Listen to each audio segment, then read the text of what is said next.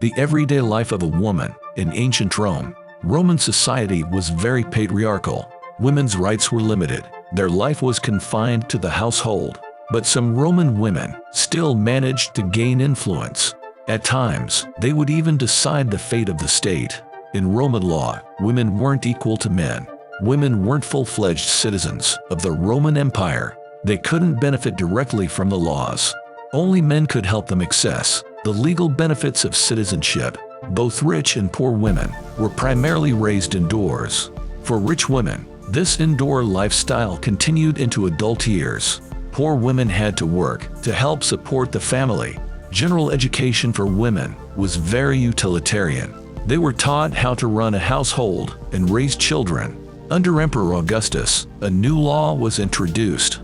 Women had to be married by the age of 20. If not, they would be subject to legal penalties. The Roman Republic permitted more rights for women. The Roman Empire adhered to stricter rules. Hortensia was an exception from the time of the Republic. She was the daughter of Cicero's rival, Hortensius. Hortensia was a very educated woman. She became a celebrated speechmaker. At the time, speechmaking was an activity exclusively for men. It was often one of the main skills of politicians. Women were expected to be entertaining companions to their husbands. Their education didn't go beyond the fundamentals. Romans believed this could become unpleasant and even dangerous. An educated woman was considered pretentious. This would lead to difficulties. A high intellect was often seen to be related to promiscuity. Roman women could divorce. There were no special legal procedures to it. A spouse only had to say that they wanted to end the marriage. Divorces were quite prevalent, especially in case of political marriages. Fathers could decide for their daughters to divorce their husbands. Then a daughter would be placed back under her father's guardianship. It was common for husbands to get custody of the children.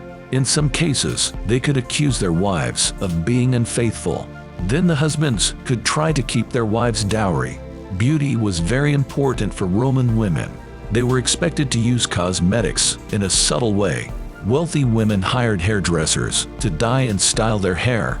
They used natural products for their beautifying properties. The political power of Roman women wasn't direct, but they could influence politics through their marriages. They did it through their home and the way they received guests. Thus, they influenced the overall welfare of their families. Some women were very close to power. During the age of emperors, they presided over a household that was also the epicenter of government.